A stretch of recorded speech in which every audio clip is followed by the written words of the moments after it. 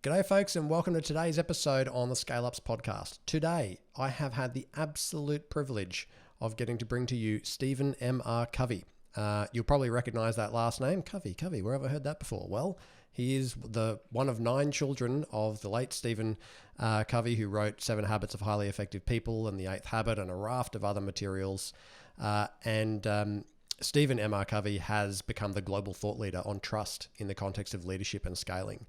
So you're probably sitting there as a founder thinking, I don't need to listen to something on trust. I've already got trust. I'm good at trust. Like, that's just naturally part of something I do. I want you to think differently today. This is much more about culture. How do you build culture? How do you build a culture that scales? How do you build a culture that is going to attract, engage, retain, get the contribution from, fulfill the potential of the best talent in the market? That's what today is really about. It's about trust. It's about inspiration, and not in a charismatic, flying the flag, visionary kind of inspiration, but how can you build that from the inside out in your business? There's an incredible conversation with him, an absolute global thought leader on the topic.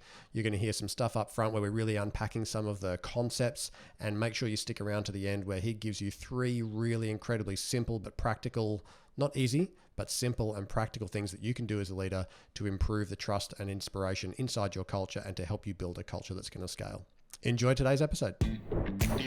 Welcome to the Scale Ups podcast, where each week you get to hear Sean Steele, professional CEO, growth mentor, and advisory board chair, unpack the strategies that successful founders have used to achieve scale in their businesses. Stay tuned as he interviews the entrepreneurs who've made it, learns from industry experts, and follows a group of founders still striving to scale. G'day everybody, and welcome to the Scale Ups podcast, where we help first-time founders learn the secrets of scaling so they can fundamentally fulfill the potential of their businesses, make bigger decisions with greater confidence, and maximize the value and impact that they can create in the world. And I'm your host, Sean Steele, and today I am joined by an incredibly special guest, the one and only Stephen M R Covey, global practice leader at Franklin Covey for the Speed of Trust, CEO of Covey Link, chairman of the Stephen Covey Leadership Center at John Huntsman School of Business in Utah, director at the Pennant Group, and the list goes on and on and on. This is probably, Stephen, I'm assuming, not a lot of sleep going on, but somehow you seem bright and well, given all the stuff that you're doing. How are you today? Hey, Sean, I'm doing great. So wonderful to be with you. Yeah, it's an exciting time to be alive with all that's going on in our world. And I'm happy to be involved with this and thrilled to be on your podcast. Beautiful, mate. Well, thank you. I'm thrilled to have you here, and I can't wait to get stuck into our conversation today. What might help is that maybe I paint a little bit of a picture of your background, because it really informs, I guess, your global thought leader position on the issue of trust in organizations and why it matters so much for founders who are actually trying to scale their businesses over and above just the strategies and the business models to do that. So here we go. So you are New York Times and Wall Street Journal best-selling author of Speed of Trust, 22 languages now, more than 2 million copies worldwide. You co-authored Smart Trust with Greg Link, and you're about to release Trust and Inspire, which Amazon annoyingly will not let me have until April 5 this year, but which is going to talk to the future of leadership and how we need to shift from sort of command and control culture, which, you know, amazingly still pervades lots of our society today in leadership, and move to a trust and inspire leadership approach. But you're not just an author, right? You're a practitioner. You're the former president and CEO of the Covey Leadership Center, where you increased shareholder value by 67 times to become the largest leadership development firm in the world. So, you know, I know sometimes founders can hear experts on topics and they kind of go, yeah, but are they just authors, or do they actually kind of know how to do this stuff? Have they done it in practice? And you're speaking from a lot of experience there. I know you've won, you know, multiple awards. You're on the government's Leadership Advisory Council. You got a recent Lifetime Achievement Award. You've taught this stuff in 56 countries now. And of course, in relation to your personal history, you're one of the 9 Covey children from your beautiful mum, Sandra, who I believe passed sadly 2 years ago. Was it 2 years ago at Yes. 83? Yeah. And your dad, Stephen Richards Covey, who passed 10 years ago. I guess he would have been, 79 or 80. And he was the author of the original Seven Habits of Highly Effective People and The Eighth Habit and many more, which were seminal books in my personal and professional development. And pretty much every other CEO and founder I know around my age would, just knows the name instantly, right? I was saying to you offline, more recently, my 14-year-old son, when he was 14, he's 16 now. That was the first actual personal development book I gave him, was The Seven Habits of Highly Effective Teens that your brother Sean, who spells his name correctly, thank you very much, Sean, who he authored. And my son's been actioning that. And I got a huge amount of value out of your Speed of Trust in 2012. And really, it kind of sent me into some deep reflection about where, as a CEO, I was trusting my teams, and where, maybe I was holding things a little too tightly because I thought I was sort of Superman and had all the answers. And so I kind of feel like your family and my family have been part of a thing together for a really long time. So I know that's a long intro, but I'm thrilled to have you here, Stephen. I look forward to getting stuck in today. Maybe, I guess, as a bit of a setup for us, we were chatting offline about the fact that founders who are building a business, if first-time founders, they've often never built a business bigger than the one they're building today. And in my experience, founders who find a kind of product market fit for their product or service have got a good business model, it makes money, cash flow's fine, the marketing and sales are kind of working well. Many of them can get, let's assume we've got past the startup, right? We're not talking about startups, we're talking about scale up. So they've got product market fit, they get to a couple of $1 million. Most of them can get from that maybe 2 mil to maybe 10 to 20 mil relatively comfortably, because they still kind of can control everything. They can manage everybody's priorities. They don't usually have much management layer. They might get to 20 or 30 people, depending on whether it's a founder or a co-founder. But if they haven't led teams bigger than that before, and they haven't been in businesses where they've maybe had a great leader to model, they often get really stuck because there's this big issue where all of a sudden you're about to get further away from the people, they're about to get further away from you, and there's no frameworks and there's no systems and there's no process, but the relationship and the way they lead sometimes really needs a lot of work. So I'd love to, maybe for us to start a bit in the context of the new book that you're about to bring out, and that sort of shift from command and control to trust and inspire. How are you thinking about that link between trust and inspiration, and what it takes to scale a business through trust rather than through sort of business model alone? Yeah. Well, Sean, I love the question because, as founders, as entrepreneurs, we're always trying to grow this business, and we're focused on a variety of different ways that we can scale it. And we're learning that we can scale it through process, we can scale it through systems and structures, and we can scale it also through strategy, and a number of different ways we can do that. And I'm here to say that we can also scale it through trust, because what that will do is enable us to scale the organization and our leadership and our influence in the organization to grow and expand, to make sure that we can continue to attract and retain and engage and inspire the best people, and also to bring out the best in people. And so, and that increasingly is a challenge for entrepreneurial companies today, is keeping the best people, winning the war for talent. There's so many choices and options that people have. And if we don't build a high trust culture that inspires people, we'll have a harder time keeping them, retaining them. They'll go elsewhere too often and find a place that does inspire them, or where they feel trusted. But if instead we are part of that as a founder, as an entrepreneur, if part of our leadership style includes that, as we scale our businesses, that we're building trust in the culture, building a high trust culture that enables people to feel inspired by what we're doing and why we're doing it, having purpose and connecting to people through caring and belonging, but also connecting people to purpose and to meaning and to contribution, our ability to grow will go up, and our ability to keep the people will go up. Our ability to collaborate and innovate will go up. And all those things are going to be vital to scaling our business. And so it's not an either or. All the other things we talk about in scale ups, you got to do those things. And I'm just adding to it that leadership is part of the equation here. And it's hard to scale command and control style leadership. That's more literally, it's kind of top down, and it's the boss, and it's pretty common in scale ups because the founder is so good at what Mm, they do, and they're so passionate, they believe in it, and they bring in people that also can catch that vision, but sometimes they have a hard time letting go and a hard time really building the culture and building a complementary team mm. so that they're not just bringing in people that are just like them, but building people that have see the world differently so they can collaborate and innovate through differences. That's And do all you, part of it. yeah. And I think that this kind of leadership is more relevant in our world today than it maybe 10 years ago was needed.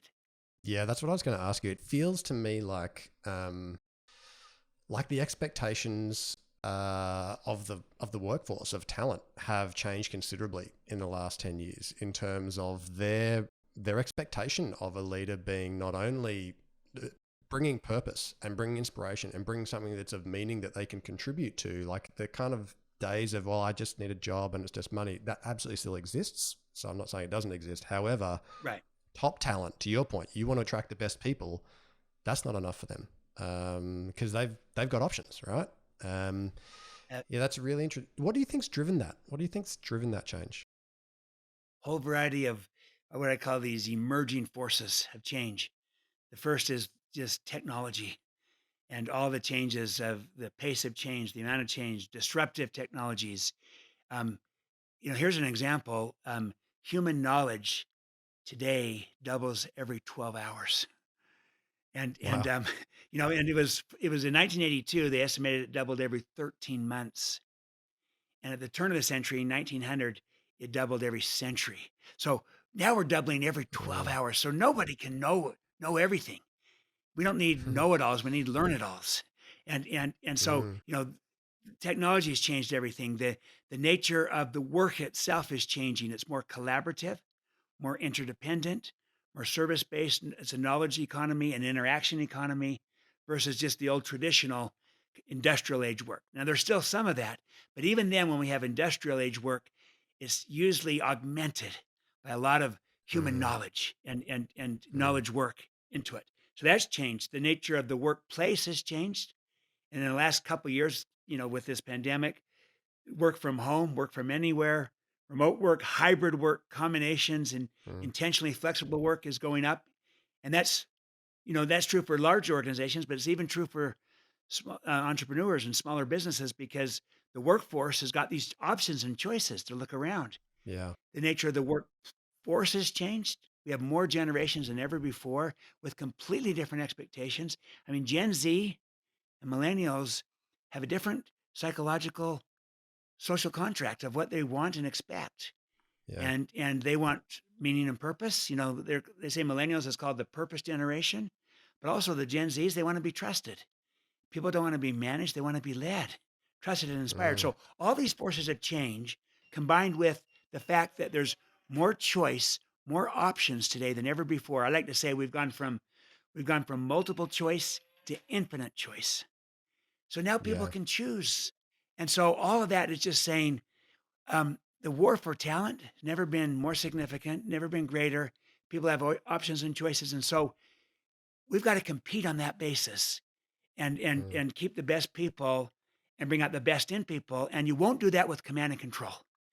You've got to do Yeah. that only with trust and inspire, a new way to lead in a new world. That's so all those forces have kind of brought about these imperatives Mm. they have a great culture to compete. And that's going to be how we're going to scale our business going Yeah. forward in the culture with you got to have the right people. And trust and Do, inspire is a better way to get the right people.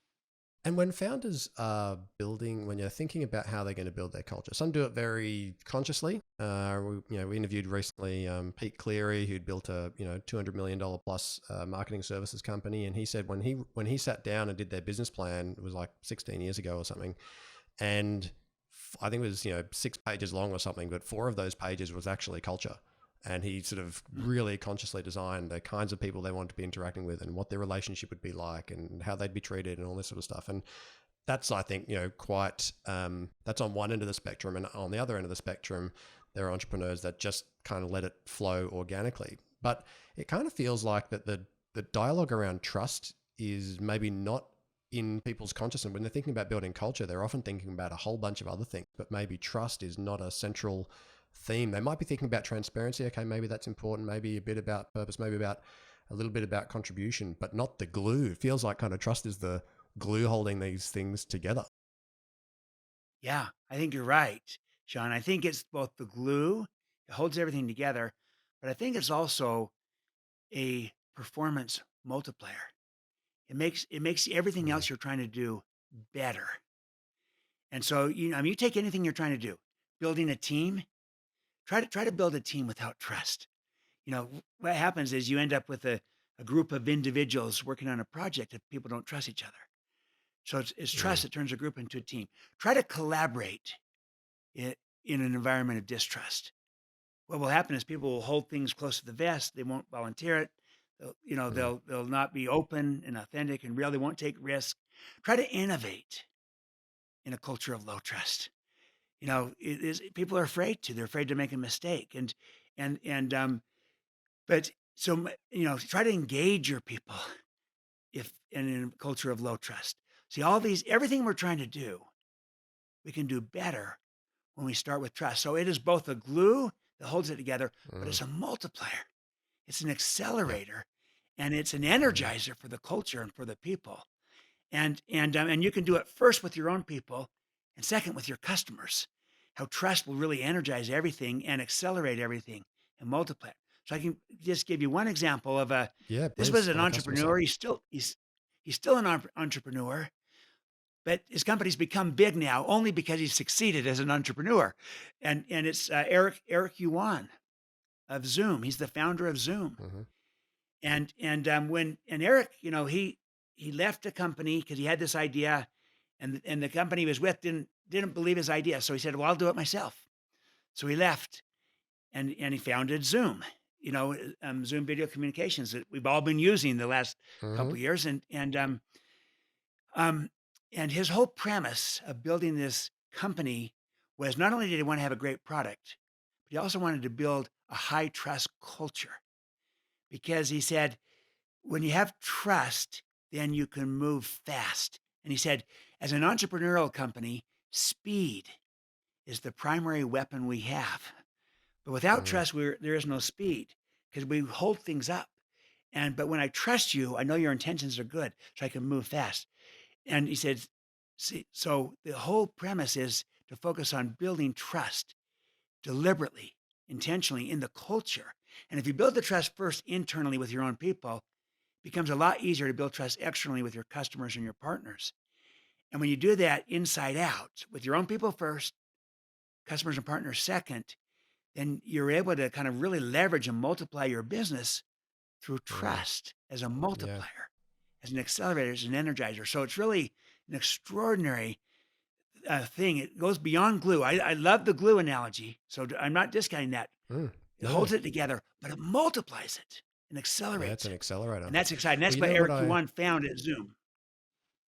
and you know what's really jumping out at me as you say that was a metaphor that early on in the podcast series. I don't have the podcast number in front of me, but people can go back and listen to Narelle Anderson from who built a very big sort of environmental recycling business. And the metaphor she used for the way that she engaged people was that the journey of her business was a journey of a sort of bus making stops, stops A and B and C and D and E. And she would say to everybody right up front, right up in the very, in the interview process and all the way through, not everybody's going to be on the bus for every one of these stops. And we're going to get to different stops, and then we're going to have a different next stop that we can see. New people are going to get on. Some people will choose to get off, and that's totally fine. So our job as a business is about how do we maximize the ability, how do we create the environment such that people can contribute to their fullest potential whilst they're on those bus stops. And if they choose to get off at the next bus stop, no problem. Like, we're totally cool with that. We'll be excited for them that they're moving on to a new journey. But we know that rather than the fear that comes with, I've got somebody great, but I know there's something in my culture that's not going to get the best out of this person. That's when you end up, I think, as a CEO, thinking about retention as our priority as opposed to engagement and contribution as our priority. Because to me, retention is a natural consequence. Um, as far as it can be, as far as it's appropriate for the individual. You don't want people to stay longer than they should stay if they're starting to get stale and they're not able to contribute. Well, they're better off in a different organization. You're better off having somebody new. But if you focus on engagement and contribution, which is going to require this glue and this accelerant of trust, it reduces the fear as an entrepreneur. It allows you then, as you said, to move faster because people will take more risks. They're going to feel less, they'll feel less fearful. You'll feel less fearful. It really is an incredibly important ingredient. So Stephen, then what are some of the practical... Sorry. Well, I was just going to say, Sean, I love that metaphor of what you just described, because if the focus is on engagement and contribution, and I'll go one step further and say, and on inspiration, on where you inspire people by what you're all about, and also by you can inspire both with purpose, but also with connecting with people through caring and belonging. That also will inspire, and when people feel inspired, that's even another level beyond engagement. And I love how you said contribution as well. That's the purpose and meaning, but there's a next frontier of engagement. That's inspiration. And to inspire me comes from the Latin term inspirare, to breathe life into. So I breathe life into something, and versus expire is to suffocate or to where something dies, and inspire is to breathe life into. So that's exciting. And there's another level of both performance and contribution that comes from that. But when that's the mindset, I love how you just said it. Then my focus goes away from just engagement. From just retention. Yep. It's nice to retain people. We want to do that, but that's a natural byproduct of people feeling like they're operating on 8 out of 8 cylinders, and that they're on fire, and that they're making a difference, and what they're doing is mattering. And when you approach that way, including that there might be times and seasons, and someone may choose to get off, and that's okay, then they see that your focus as a leader is on unleashing their potential, their greatness. And when people feel that, they give more. They love being part of it, and they have another level of contribution that they can make. That's the idea of trust and inspire. The subtitle is how truly great leaders unleash greatness in others.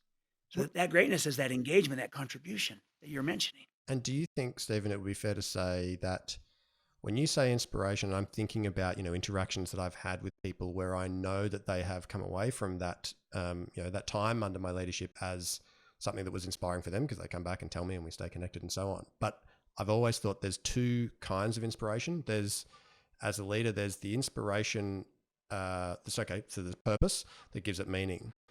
The vision that you create for the whole organization is something that can create real inspiration for people because they know what they're moving towards and they're excited about what the potential is and how big the impact can be and so on and so on.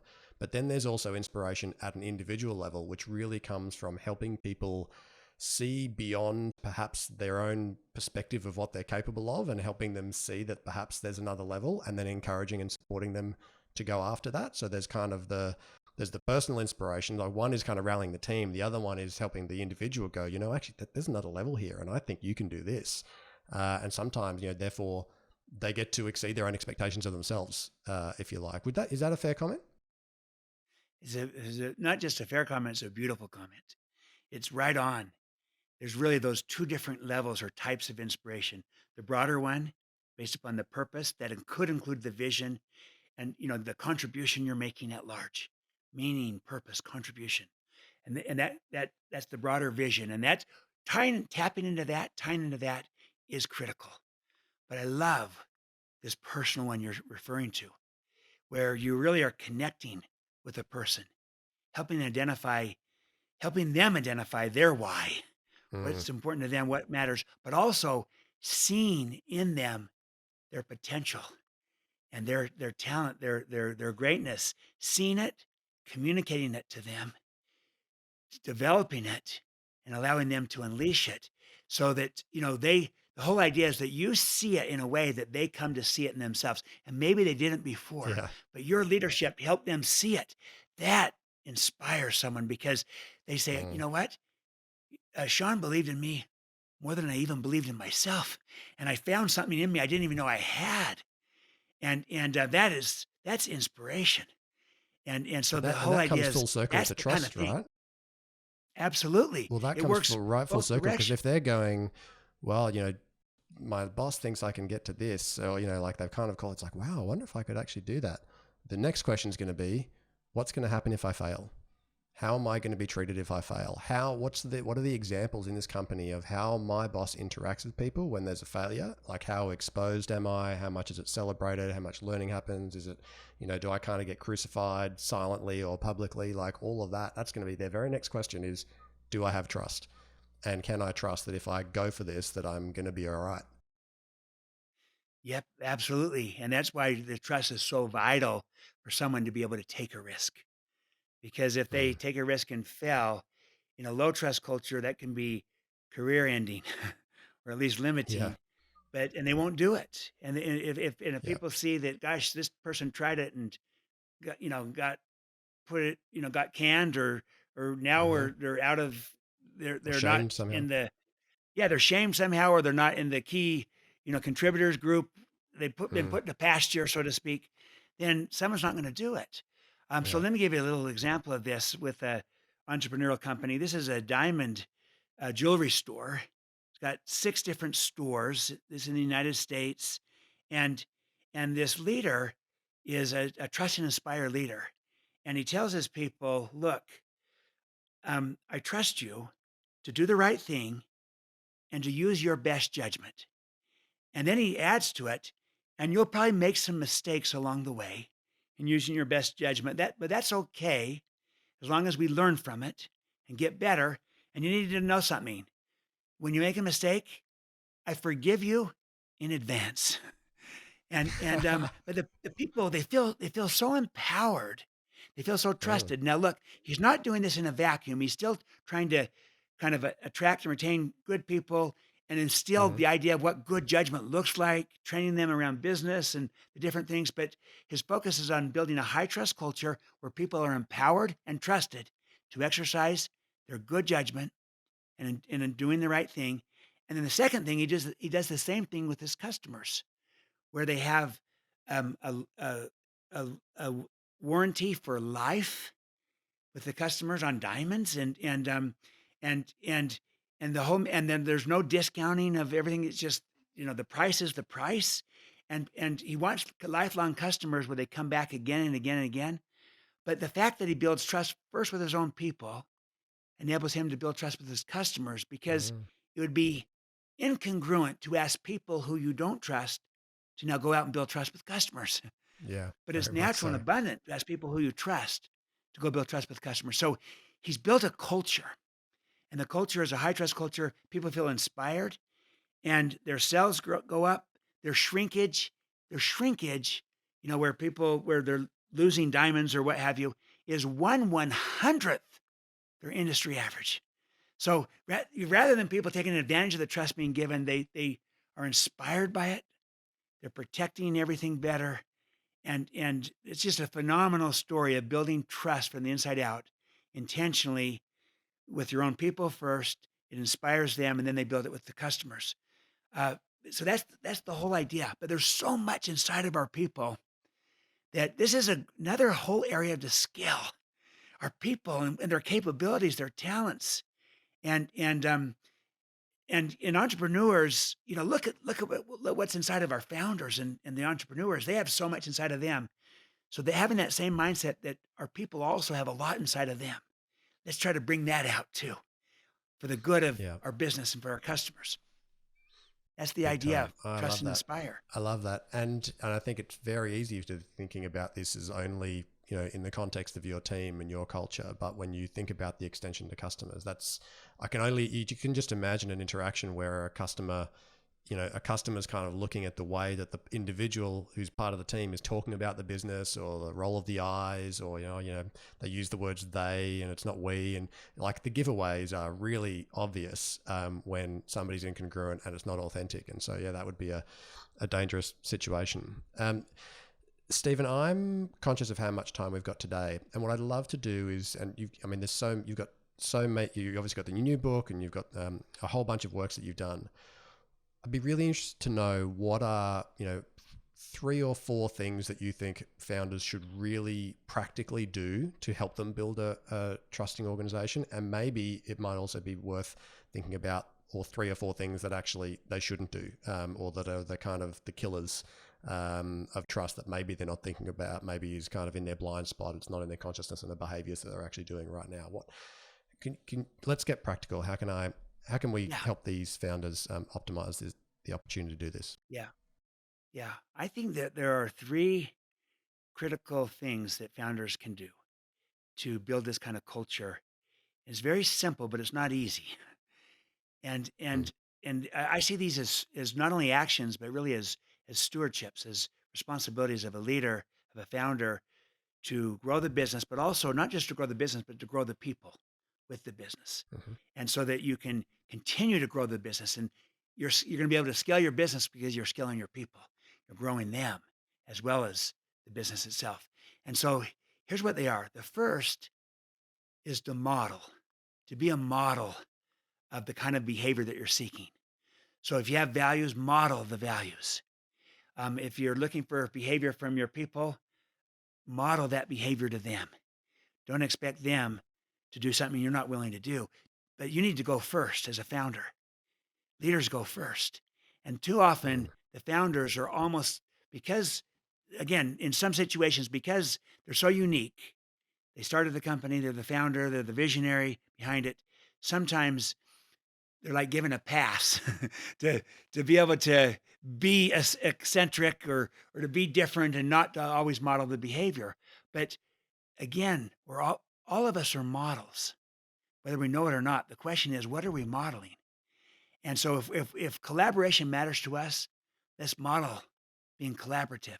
If showing respect is important to us in our culture, let's model being respectful. If talking straight and having straight talk and confronting reality, taking things head on, then let's model doing that. Leaders go first. Model the behavior. And I think in particular, if as a leader you model humility and courage, that paradoxical combination, mm, and mhm, then even authenticity and vulnerability. And that's hard sometimes for a founder because mm, founders are so bright, so talented, and so capable mm, that the idea of being vulnerable is, that seems out of, that, boy, is that really a good thing? But the very act of being vulnerable, as Brene Brown says, builds trust because you're big time. authentic, you're Yeah. real. And look at it this way: authenticity means real, that you're real. You are who you say you are. You're real. Vulnerability means you let people see into how real you are. I love the word intimacy. We want to have intimacy and separate that apart and look at it this way: into me see. You're Mm, letting your people see inside of you, into you. And mm, the point is, you're not perfect, but you're authentic, you're real, you're transparent. You're not trying to put on a front or airs of something that you're not. That builds trust. So model, yeah. so you got to model first. That's the first thing. The second Mhm, then is become more trusting deliberately, intentionally. And here's the idea, Sean, you could have 2 trustworthy people working together, both trustworthy, and yet no trust between them, even though they're both trustworthy, if neither person is willing to extend trust to the other. So to have mm, trust, yes, you need to be trustworthy, but you also need to be trusting. And I find this for leaders anywhere, entrepreneurs and leaders in big corporations. This tends to be the biggest gap that is missing, that leaders are not trusting enough. They find all the reasons why they can't trust their people and not enough reasons why they can and should and want to. But find the ways to extend more trust to your people. And here's what will happen. They'll respond to it. They'll be inspired by it. They'll rise to the occasion, they'll perform better, and they'll give it back to you. But when you withhold it, they tend to withhold it too. mhm. So Yeah. again, I'm not Someone's asking got you to. to blindly trust, No. don't blindly trust anyone and everyone. Always use good judgment, look at context, always have expectations and accountability of the trust being given, but find the ways To to give it become first. more trusting as a leader, to ignite your people. Yeah. Then the third, I think so model, it's no different to the concept of love. To be frank, it's like you can't walk around waiting for people to give you love. You need to give love first. And we have this conversation with our kids all the time. If you want trust, you got to go first. Like you have to go first. In the same way as you said, leaders go first. That's in between leaders now and their team. They still need to go first. And between people, if you've got a standoff between people, someone's got to go first. Like be the person that goes first. Someone's got to go first. Yeah, absolutely. And I love your metaphor with love, because love is both a noun and a verb. But love, the noun, the feeling, is a fruit of love, the verb. What we do, you love someone, you demonstrate love, you show love, you sacrifice, you love. The verb, loving someone, creates love, the noun, the feeling. Same with trust. Trust, the outcome, comes from trust, the verb, that someone's trusting me. And so, yes, you need trustworthiness, but you also need to be trusting to create trust. And that's trust, the verb. Trust. In trust and inspire, the trust is not the noun trust, it's the verb trust. Be trusting and be inspiring. See? So that's the idea. So yes, beautiful. So model, So, yep. trust, and then the third is inspire. And the idea of inspire is that it's not just for the charismatic. Everyone can inspire. It's learnable. And we've already talked about it. In fact, you're already halfway home when you begin by, modeling inspires. Overwhelming data that a model inspires other people. Trusting inspires people. To be trusted, in fact, is the most inspiring form of motivation. Brings out the best in all of us. And then when you do the two things we talked about, when you connect with people through caring, through empathy, through understanding, that personal connection, that it's like the expression goes, people don't care how much you know until they know how much you care. When you demonstrate that care, that concern, that empathy, that understanding, and when you communicate also to them their potential, that you see it, you see something in them that maybe they don't even see yet, but you see them, and you communicate that to them, and they come to see it in themselves, that inspires them. And then when you also now connect them to purpose, to meaning, to contribution, what you've been talking about, Sean, that it's not just about the outcome. We want the outcome, but we also want to contribute and make a difference and matter. It's not either or, it's and. And the younger generations in particular want to be explicit and deliberate about making a difference in this world. But you know what? I've learned it's not just the younger generations. Every generation truly does. And so you can learn to get good at this. Connect with people personally, what you described, the personal connection, and then connect people to purpose, to meaning, to contribution. Both those things will inspire people. And in that sense, inspiring others is a learnable skill for an entrepreneur. So those are three key things: modeling, trusting, and inspiring. Modeling is who you are. It's trusting is how you lead. Inspiring is connecting to why it matters at the personal level and at the work level. That the work that we do matters, both. And if you do those three things, you'll begin to scale the culture into a trust and inspire culture that was going to win the war for talent, and you'll attract the best people, and you'll bring out the best in people. And you'll also be able to collaborate and innovate better together so that you stay relevant in a changing world. And so you'll grow your business and you'll grow your people, both. And Stephen, I think that's wonderful, and it is actually incredibly practical. And when it can be scary for a leader who maybe has never who's never really had to do much leading before. They might be a first-time founder, maybe haven't run big teams. And so when they hear about something like inspiring, they immediately have this kind of internal seizure where they're thinking, well, I don't know how to be inspiring. What do I have to be like one of those big vision? I'm not really a big visionary person. I might be a real introvert but to your point, it's not about being big and flashy and, incredible PowerPoints and being charismatic. It's actually about the level of care. It's about the level of engagement. It's the way that you are treating people in that process. It's the way that you bring out the best in them that everybody else talks about with each other, by the way. So when you're the leader and you think that you're containing your interaction with one individual, you're absolutely not. The way you've treated them, the way, the person that you just helped see that they're capable of more, has actually just talked about that in the next 20 minutes or the next day with one of their colleagues. And that is actually how your culture is being built around inspiration, almost kind of from the bottom up. So if you're one of those leaders who's a bit kind of nervous about that concept, think about this more as a bottom up kind of build than a top down build. And one other thing I would say, what really jumped out to me there was, we had a guest not long ago called Marianne Mooney, and she's a sort of coach to CEOs and does a lot of work with CEOs individually as kind of humans. She's not interested in the strategy and the business stuff. She's always focused on the relationship, the drivers, the motivations, and so on. And one of the questions that she asked, which I thought was so great, was, do you actually have a culture that you'd really want to scale?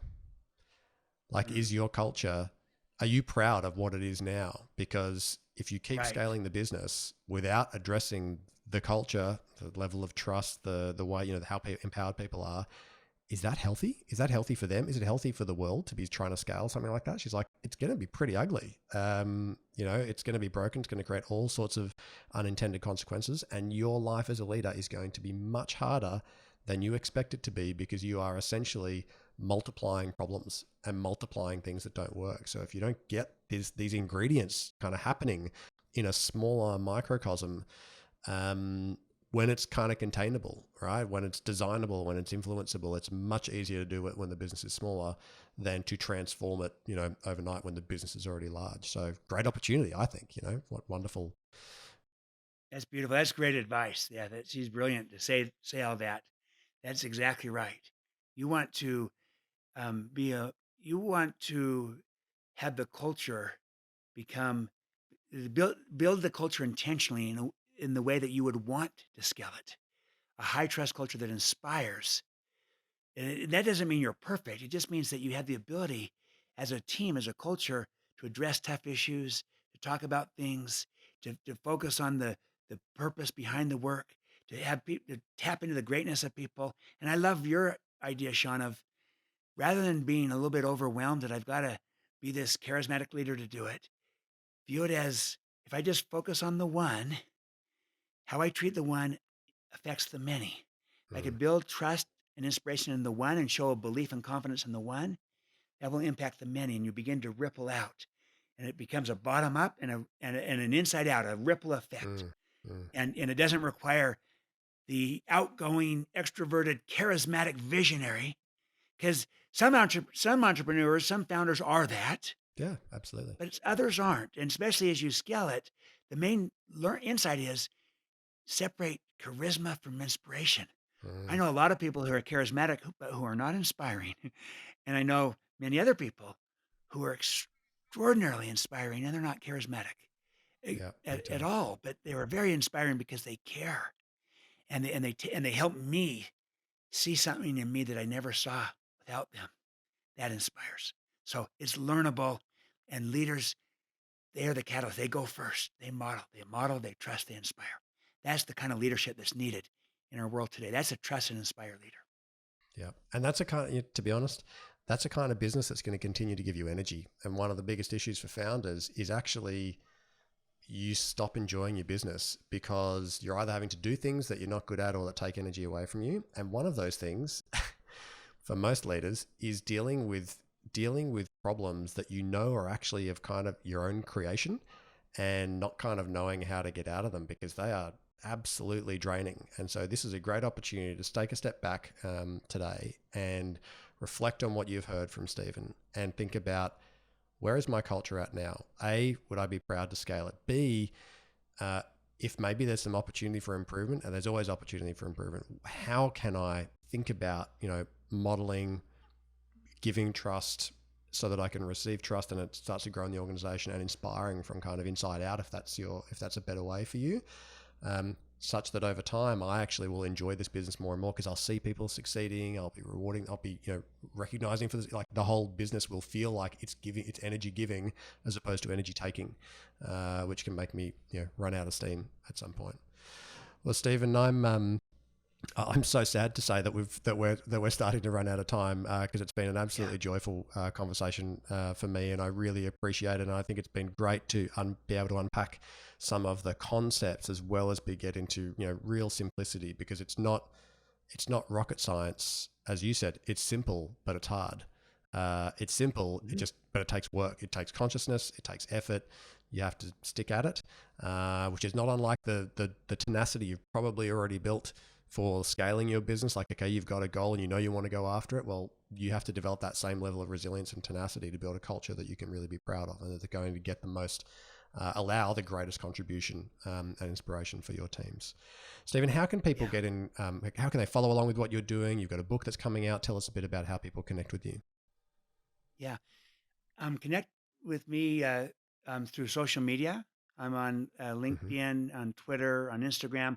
Also, we have a website, trustandinspire.com, trustandinspire.com. We have tools and videos and things that you can access and look at and gain insight and knowledge and understanding of to become better at these skills as an entrepreneur, as a founder, to really kind of lead in this way that is really so relevant in our world today. And so trustandinspire.com. I'd love if you felt inspired by any of this, I think you'll love the book, because Trust and Inspire, because it's really on how to unleash that greatness in people. But it starts with seeing it. So, a Trust and Inspire leader sees the greatness. They see the potential. They communicate the potential. They develop it. Then they unleash it. And they're always looking at getting the result in a way that grows the people. Then you can get the result again and again and again. That is something you want to scale. That's a better culture. And if I could maybe conclude by, you did ask about what's getting in the way. The danger is, something not to do is distinguish between management and leadership. And manage things, but lead people. The danger comes when we start to manage people as if they were things.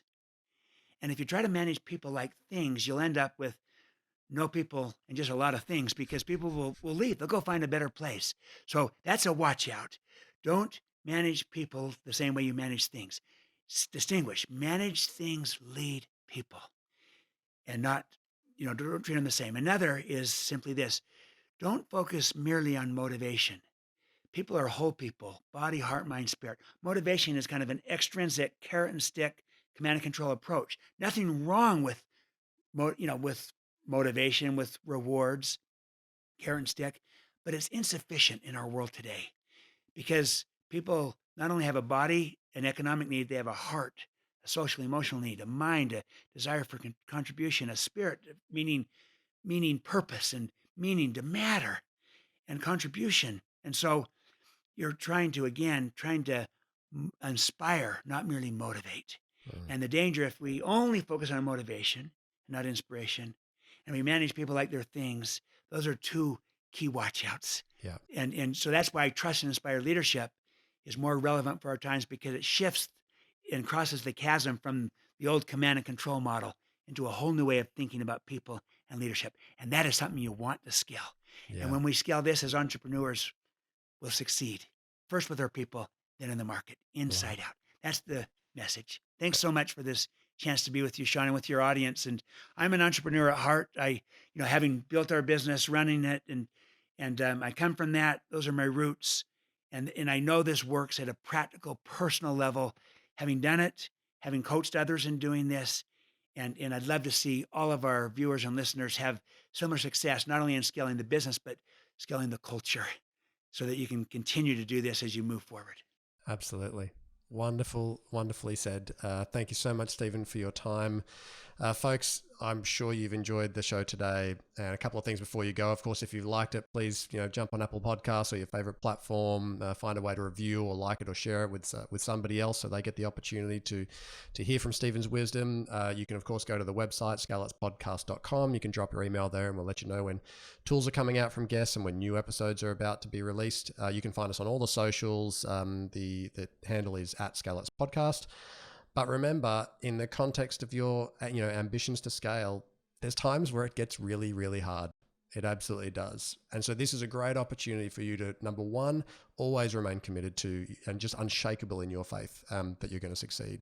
And two, as we always say at the end of every episode, you have to stay flexible in your behavior to get there. And this is a great opportunity to take a step back today and just think consciously about the culture you've got, the culture you want, a culture that would make you excited to come to work every day as the founder, and a culture that really will help get the most out of people and give them a great place to do their best work. Thank you very much, Stephen. You've been listening to the Scale Ups podcast. I'm your host, Sean Steele. Look forward to speaking with you again next week. Thank you very much, Stephen M R Covey. Thank you, Sean. Thank you, everyone.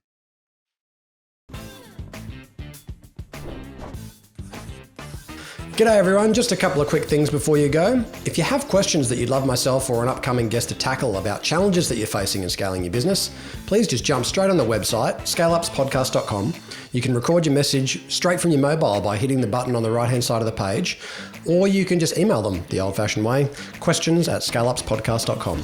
And just a quick reminder, nothing we spoke about today constitutes financial or business advice. If you are considering making big decisions in your business, seek out a professional who can look at your situation in detail and make sure you're getting sound, personalized advice. Thanks for listening. Look forward to being back in your podcast feed next week.